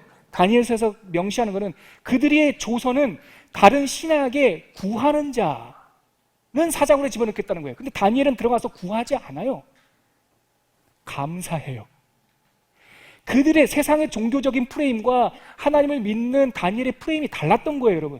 세상의 프레임 속으로 여러분들 들어가지 마십시오. 여러분들이 믿는 믿음을 여러분들이 믿는 예수님을 4대 성인의 한 명으로 생각하는 그 프레임, 기독교를 종교라고 보는 그 프레임 들어가면 안 됩니다. 마일리지 시스템, 모든 종교에서 갖고 있는 그 마일리지 시스템, 기브 앤 테이크, 치성을 드려 그러면 복을 줄게. 이거는 예수의 하나님의 복음이 아니에요, 여러분. 여기에 들어가서 싸우면 100점 100패 딱 떨어지는 거예요. 나는 구하지 않았어. 문 열어놓고 보여준 거. 나는 감사했을 뿐이야. 왕을 위해서, 나라를 위해서 불었어. 그런데 이 사람들이 안 하, 그걸. 구분을 못 하죠. 그리고 고소를 해요. 왕도 몰라요. 그래서 사자굴에 집어넣어버리죠. 변명하지 않습니다. 사자굴에 딱 들어갔는데 하나님께서 그를 지키시고 그의 믿음과 신실함이 제국 내에서 인정함을 받는 거죠. 이게 6장 내용입니다. 아시겠어요? 그 내용이에요. 보면은. 그래서 7장 벨사살이 나라를 왕으로 세우지던 그 원년 다니엘에게 비전이 보이죠. 비전이 보입니다. 7페이지 한번 가볼까요? 7페이지가 아니라 8페이지인가요? 9페이지. 이걸 다 해야 되는데 언제 하죠? 이거 근데 열심히 읽어보시면요. 그 인용문 가져온 것도 그 크세노폰의 헬레니카 역사서에 있는 이 다리오에 대한 이야기 제가 인용하면서 거기다가 다리오 주황색으로 해놨으니까 여러분들 꼭 한번 읽어보시고요. 자, 10페이지 제 2부 한번 잠깐 들어가시죠. 조금만 더 할게요. 다니엘이 환상을 봅니다. 네 짐승 환상을 봤어요. 아까 제가 설명해 드렸듯이 이 미래 역사를 보여주는 환상이었습니다. 우리 10페이지에 있는 다니엘서 7장 1절 같이 한번 읽겠습니다. 시작. 원년에 다니엘이 그의 침상에서 꿈을 꾸며 머릿속으로 환상을 받고 그 꿈을 기록하며 그 일의 대략을 진술하니라. 11페이지로 갈게요. 어떤 꿈을 보았나요? 7장 4절, 5절, 6절, 7절 같이 한번 읽겠습니다. 윤상 형제님 괜찮으시면 마이크로 한번 읽어주시면요, 제가 그 시간에 잠깐 쉬겠습니다. 같이 읽을게요. 시작. 첫째는 사자와 같은데 독수리의 날개가 있더니 본 것 같은데 그것이 한쪽을 들었고 다른 짐승에게는 곧 표범과 같은 것이 있는데 넷째 짐승은 쇠로 된 큰 이가 있어서 먹고 부서뜨리고. 네 마리의 짐승을 봤어요. 첫 번째는 사자인데 독수리 같은 날개가 있고요. 둘째는 곰 같은데 한쪽을 들었어요. 한쪽을 이렇게 들고 있어요. 그리고 세 번째 짐승은요, 표범 같아요. 그런데 날개가 있고요, 머리도 있죠, 많죠. 그리고 넷째 짐승이요, 쇠로 된 큰 이가 있어서요, 막 부수고 다녀요. 이 나라들을 말하는 겁니다. 이 나라들. 자, 그랬는데 그 7장에 또 그 다니엘이 환상을 하나 더 보죠. 그게 7장 13, 14절인데요. 같이 읽겠습니다. 시작. 하늘 구름을 타고 와서 옛적부터 항상 계신 이에게 나아가 그 앞으로 인도되매 그에게 권세와 영광과 나라를 주고. 자, 여러분 저를 보십시오. 아까 제가 말씀드렸죠. 느부갓네살이 꾼 꿈이 이것과 다른 게 아니라 사실은 같은 거다. 느부갓네살이 꾼 이 신상 꿈에, 사실 제가 아까 말씀드리지 않았지만 그 꿈의 끝부분에 한 장면이 더 남아요. 이게 하이라이트예요. 예전 성경에는 뜨인 돌이라고 되어 있고 요즘 성경은 또 쉽게 번역해서 사람이 손대지 않은 돌, 자연석이라는 뜻이에요. 자연석. 이렇게 각든 돌이 아니라 뜨인 돌, 사람이 손대지 않은 돌 하나가 쫙 날라와 가지고 이 신상을 발을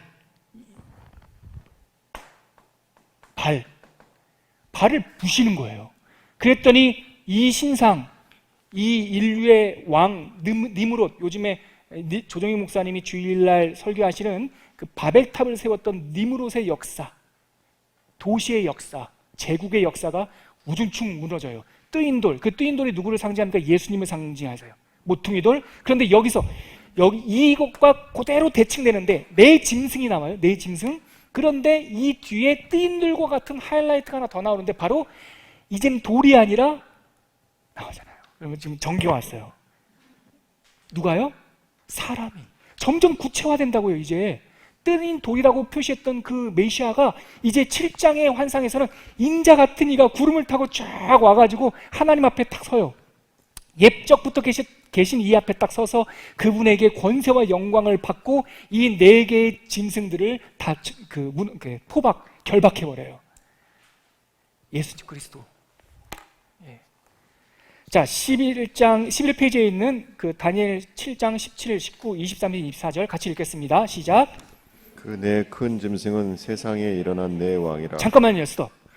설명하고 있잖아요. 지금 노병균 목사가 어젯밤 꿈을 꾸는데 가브리엘 천사가 나타나서 다니엘서를 해석해 준 게 아니라 다니엘서 안에 이렇게 해석이 정확하게 있어요. 다시 한번 읽을게요. 시작. 그 내 큰 짐승은 세상에 일어날 내 왕이니라. 이에 내가 넷째 짐승에 관하여 확실히 알고자 자, 하였다. 이에 누가 내가 다니엘이 몇째 짐승? 넷째 짐승에 관하여 확실히 알고 싶었어요. 왜냐하면 항상 그 모양이 너무나 기괴했거든요. 그 다음에 시작. 심히 무섭더라. 네, 모신자가 시작. 모신자가 이처럼 이르되 넷째 짐승은 곧 땅의 넷째 나라인데 이는 다른 사람들과 달라서 온 천하를 삼키고 밟아 부서뜨릴 것이며. 스톱. 넷 모신자 옛적부터 계신 이 옆에 있는 분께서 천사가 말을 하는데 이 넷째 짐승은 뭐와 같다다? 뭐와 같다고요? 넷째 나라와 같은데 이 다른 사람들과 달라서 온 천하를 삼켜요. 로마 제국. 그런데 그에게 무슨 뿔이 나요? 10뿔이 나요. 아까 신상에서 10발가락, 여기 10뿔. 카이사르 이후 아우구스투스부터 네로까지 10명의 황제가 쭉 나와요.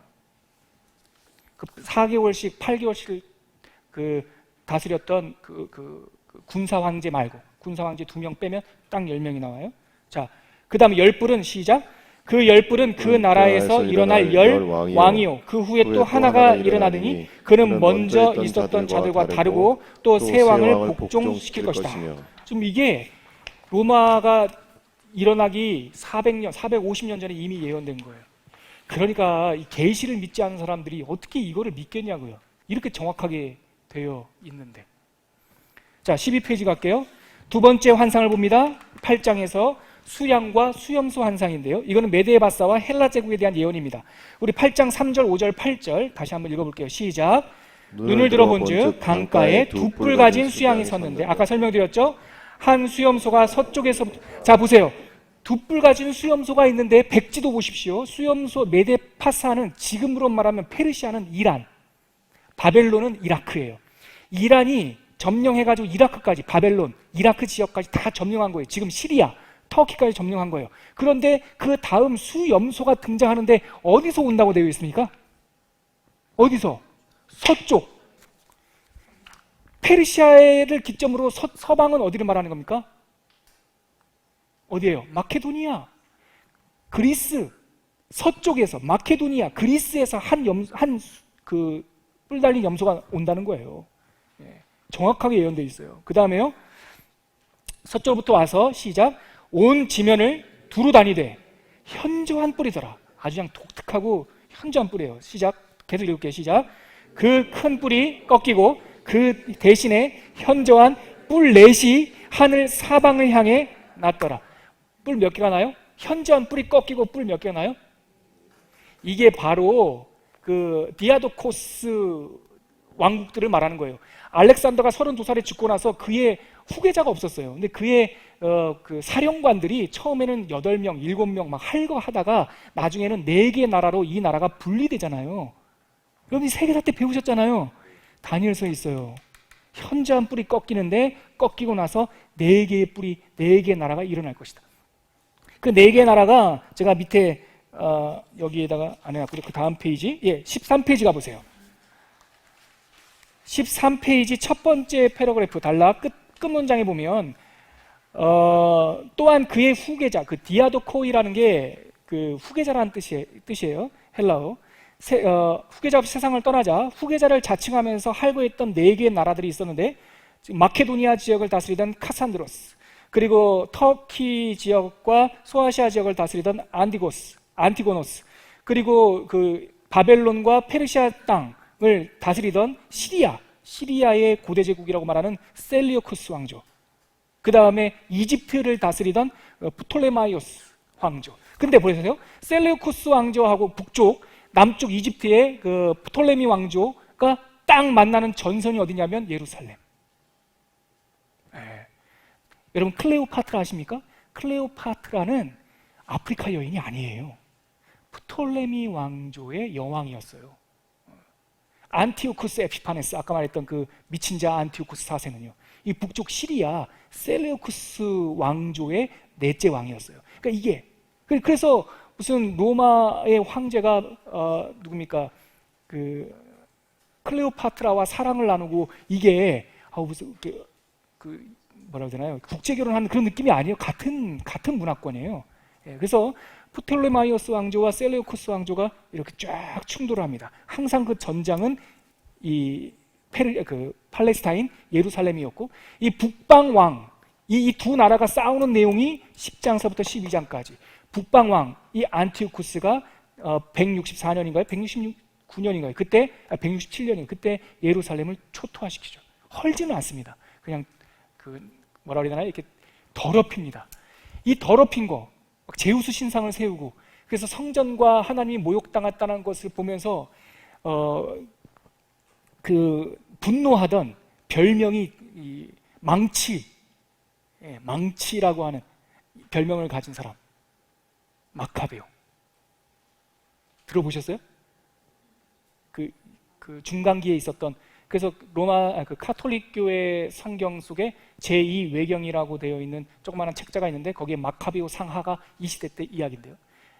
베드로가 되게 멋지잖아요. 피터 멋있죠. 한국말로 번역하면 뭐죠? 돌쇠죠. 그리고 마카비 굉장히 멋있어 보이는데 한국말로 번역하면 망치입니다. 이 망치라는 별명을 가진 마카비가 분노해서 일어나가지고요, 이 금신상, 안티오코스가 세웠던 금신상을 다 때려 부시고 독립운동을 일으킵니다. 그리고 안티오코스 세력을 몰아내고 그 지역 팔레스타인 예루살렘에 하스몬 왕가를 세워요. 최후의 독립왕가입니다. 유대인들 최후의 독립왕가. 그거의 발단이 됐던 게 바로 이 내용입니다. 10장에서 12장에 보면 바로 이 내용이 다 기록되어 있습니다. 그리고 맨 마지막 12장에 가면 하나님께서 승리하실 것이다. 그런 내용들이 나와 있습니다. 쭉 나와 있는 내용들이 다 그 내용이에요. 예. 그리고 14페이지, 이거는 지금 할 수가 없습니다. 읽어보세요. 제가 꼼꼼히 썼는데, 이 14페이지에 있는 내용이 뭐냐면 아까 제가 말씀드렸던 제일 어렵다고 하는 본문, 일은 일에 70번씩 제가 왜 이렇게 버벅대냐면, 이 일에 7일이라는 말을 week라고 말하면 안 돼요. 주간이라고 말하면, 목사님 일주일이 7일이잖아요. 그런데 성경에서 말하는 것은 week라는 단어가 있어요. 근데 그걸 쓰지 않고 일부러 7일이라는 말을 쓰는 까닭은 이 7이라는 뜻이 완전함을 상징하는 의미이기 때문에 완전한 기간, 충분한 기간이 70번 반복된다. 그 내용이에요. 그런 내용들이 제가 쭉 설명해 놨으니까 여러분들 한번 보시면, 읽어보시고 모르시면 저한테 이메일을 보내십시오. 그럼 제가 여러분들 답변을 보내고, 그래도 아니면 제가 만나서 설명해 드리겠습니다. 저는 알겠어요, 이게 뭔 말인지. 모르는 사람이 많아요. 근데 이거를 제가 지금까지 여러분들과 함께 쭉 설명했던 이 내용을 노 목사가 짜자잔 이렇게 만들었습니다. 이렇게 만들었습니다. 이 표가 다니엘서를 한 장에 담는 표입니다. 이 표 한번 펼쳐보실래요? 맨 끝에서 두 번째 장.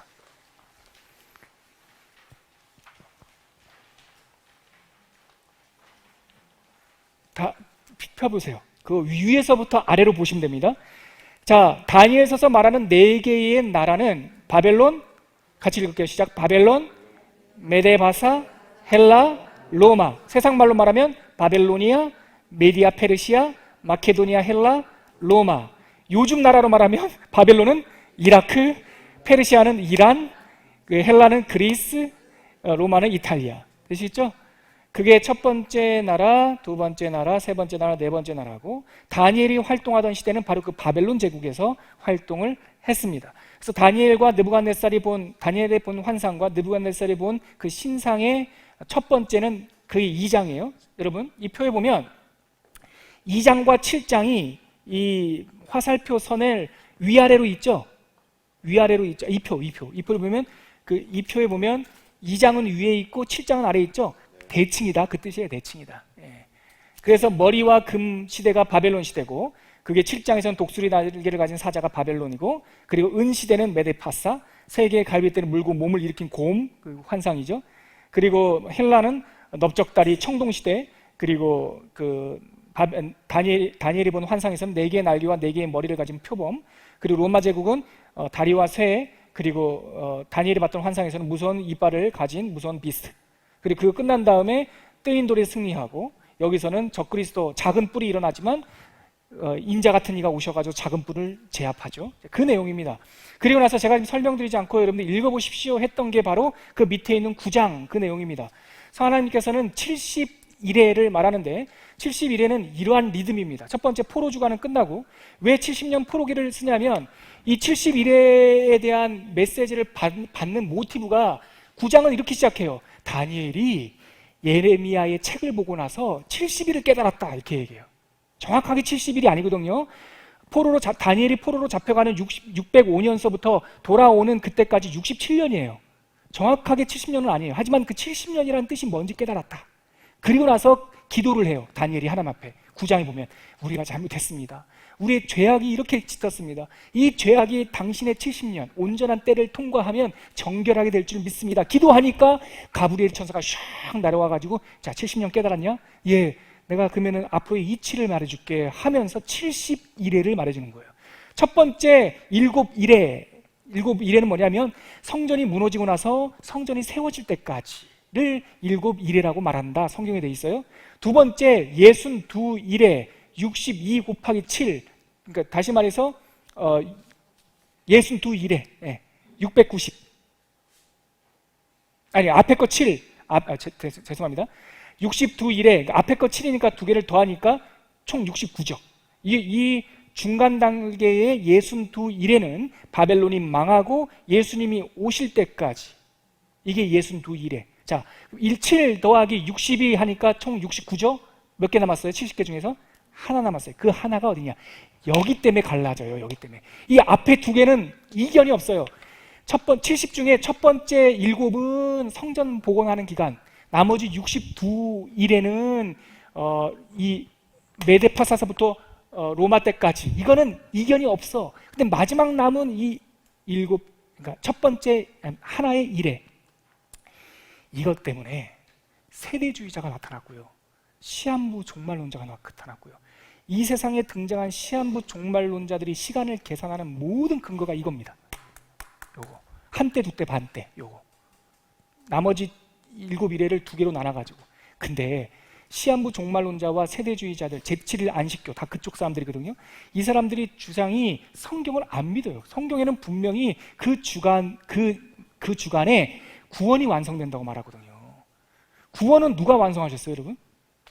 구원은 미래에 완성됩니까? 아니면 완성됐습니까? 얘기 좀 해보세요. 이 7기간에 3분 남았는데, 9시 넘기면 안 되는데. 읽어보세요, 여러분. 이 마지막 7주간에 될 일들이 쭉 나와요. 그 될 일들이 예수 그리스도의 사역이에요. 그럼 예수 그리스도의 사역은 지금 미완입니까? 완성됐습니까? 완성됐어요. 그러니까 우리는, 성경을 믿는 우리는 이 7주간이 예수님의 완성부터 성도의 구원까지라고 이미 믿어요. 근데 시한부 종말론자들은 안 됐대, 그게. 그래서 예수님이 오셔야 된대. 그래서 예수님이 오시기 전에 이 사이에 공백기가 있대. 왜 69와 1을 나누냐고요. 나누는 내용이 하나도 없다고, 이어진다고요. 근데 시한부 종말론자들은 이거를 툭 떼가지고요, 이 가운데 천년왕국이 있다고 그러고 막 이상한 학설을 써요. 다 이상한 말이에요, 여러분. 말씀을 믿으세요. 마지막 일에는 완성되었습니다. 골고다산 위에서 그분께 성취하셨고, 우리는 마지막 일회를 사는 사람들입니다. 그럼 마지막 일회가 끝날 때, 세상의 끝날에 누가 오십니까? 예수님이 재림하시죠. 그 내용이에요. 어렵지 않아요. 이거를 자기네들의 시한부 종말론, 자기네들의 종교적 목적을 위해서 자꾸 꼬니까 복잡해지는 거예요. 마지막 10장부터 12장까지 이 북방왕과 남방왕의 싸움 이야기가 끝나고, 아멘 주 예수여 어서 오시옵소서 이러고 이제 끝내죠. 이거는 계시록 이야기지만, 이런 구절은 아니지만 끝까지 지키는 자는 하나님께서 보호하신다, 그 내용이 나와 있어요. 우리 끝으로 다니엘에서 맨 마지막 구절 읽고 마치도록 하겠습니다. 12장 13절 다니엘서 12장 13절 같이 읽겠습니다. 시작. 너는 가서 마지막을 기다리라. 이는 내가 평안히 쉬다가 끝날에는 내 몫을 누릴 것임이라. 아멘. 네. 하나님께서 쫙 보여주시고 뭐라고 말씀하십니까? 기다리라. 네가 주인이냐? 아니요, 내가 주인이야. 너는 가서 마지막을 기다리라. 이는 네가 샬롬을 누리다가 끝날에 너의 몫을 누릴 것이다. 이것이 바로 하나님의 경륜을 알고 하나님을 인정하는 사람에게 주시는 역사관입니다. 우리는 우리가 성취할 역사를 바라보며 달려가는 사람들이 아니라 하나님께서 역사의 배후에서 주관하시고 이미 이루신 역사를 살아가는 사람들입니다. 제가 이런 문장을 하나 이 강의 안에 썼어요, 여러분. 다니엘서를 읽으면서 저는 이런 생각이 듭니다. 하나님의 예언이 성취되는 것, 그것을 기록한 것, 그것을 우리는 크리스찬들은 역사라고 부른다. 역사는 미지의 세계가 아니라 하나님께서 보여주신 예언의 성취이다. 그러기 때문에 두려워할 것도 없고 떨릴 것도 없고 걱정할 것도 없고 하나님께서 주시는 구원을 기다리고 그 몫의 성취를 기다리는 그런 믿음이 있기를 바랍니다. 기도하겠습니다. 너는 가서 마지막을 기다리라. 이는 네가 평안히 쉬다가 끝날에는 내 몫을 누릴 것임이라. 하나님 아버지 감사합니다. 이러한 하나님의 경륜을 우리들에게 보여주시고 역사의 배후에서 역사하시는 주권자가 누구인지 알게 해주시니 참 감사합니다. 우리가 이 마지막 일의 주간을 살아가면서 때로는 걱정도 밀려오고 마치 죽을 것과 같은 위기를 느낄 때도 있습니다. 하지만 하나님, 이미 승리하신 그리스도, 뜨인 돌, 인자 같은 이의 성취와 성공을, 승리를 믿고 우리가 담대하게 하나님을 바라는 믿음, 태어나고 평안히 살아갈 수 있는 하나님의 굳건한 믿음을 허락하여 주시옵소서. 두려워 떨고 있는 세상을 향해서도 이 하나님 아버지의 통치를 선포하는 사람들 되게 하여 주옵소서. 감사드립니다. 예수님의 이름으로 기도합니다.